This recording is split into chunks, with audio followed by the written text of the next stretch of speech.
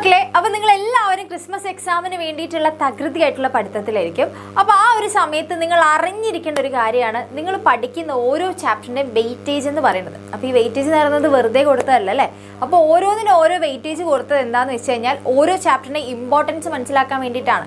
അപ്പോൾ നിങ്ങൾക്ക് ഒത്തിരി ചാപ്റ്റേഴ്സ് ഇപ്പോൾ പഠിക്കാനുണ്ട് അല്ലേ. അതായത് ഓണം എക്സാമിന് നിങ്ങൾ പഠിച്ച് വെച്ച ചാപ്റ്റേഴ്സും അതുപോലെ ഇപ്പോൾ ക്രിസ്മസ് എക്സാമിന് വേണ്ടി കവർ ചെയ്ത ചാപ്റ്റേഴ്സും എന്നുള്ള രീതി നോക്കുമ്പോൾ ഒത്തിരി ചാപ്റ്റേഴ്സ് നിങ്ങൾക്ക് പഠിക്കാനുണ്ടാവും. അപ്പോൾ ഈ ഒരു സമയത്ത് നിങ്ങൾ ഓരോ ചാപ്റ്ററിൻ്റെയും വെയിറ്റേജ് അറിഞ്ഞ് പഠിക്കുകയാണെങ്കിൽ നിങ്ങൾക്ക് മനസ്സിലാക്കാൻ വേണ്ടി പറ്റും ഏത് ചാപ്റ്ററാണ് കൂടുതൽ ഇമ്പോർട്ടൻസ് കൊടുക്കേണ്ടതെന്നുള്ളത്. ഒരു മിനിറ്റ്.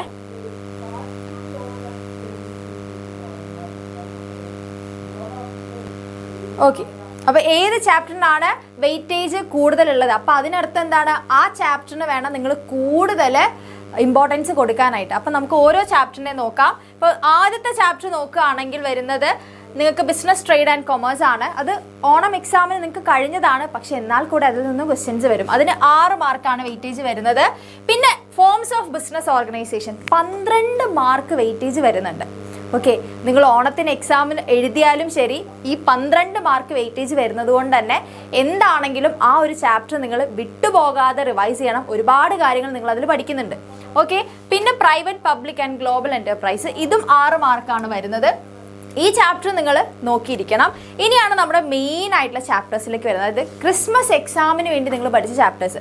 അതിൽ നോക്കുകയാണെങ്കിൽ ബിസിനസ് സർവീസ് 10 മാർക്കാണ് വെയിറ്റേജ് വരുന്നത്.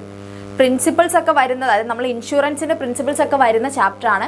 അപ്പോൾ അതുകൊണ്ട് എന്താണെങ്കിലും ആ ചാപ്റ്റർ നിങ്ങൾ പഠിച്ചിരിക്കണം. കാരണം നിങ്ങളുടെ പബ്ലിക്കിലേക്ക് നോക്കുകയാണെങ്കിൽ എല്ലാം എസ് എ ക്വസ്റ്റ്യൻ്റെ സ്ഥാനത്ത് നിങ്ങൾക്ക് ഇതിൽ നിന്നുള്ള പ്രിൻസിപ്പിൾസ് ചോദിക്കാറുണ്ട്.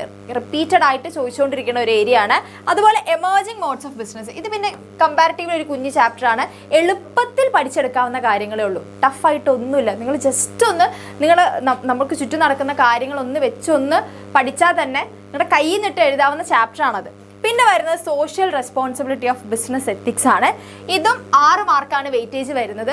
ഇതിലും നിങ്ങൾക്ക് സിമ്പിളായിട്ട് നമ്മൾ ഈ സ്കൂൾ ലെവൽ മുതലേ നിങ്ങൾ 10ാം ക്ലാസ് മുതലേ പഠിച്ച കാര്യങ്ങളൊക്കെ തന്നെയാണ് ഇവിടെയും കുറച്ചുകൂടെ വലുതാക്കി പറഞ്ഞതേ ഉള്ളൂ. അപ്പോൾ ആ ചാപ്റ്റർ എന്താണ് ജസ്റ്റ് നിങ്ങളൊന്ന് നോക്കിയിരിക്കുക. പിന്നെ വരുന്നത് ഫോർമേഷൻ ഓഫ് എ കമ്പനിയും ബിസിനസ് ഫിനാൻസും.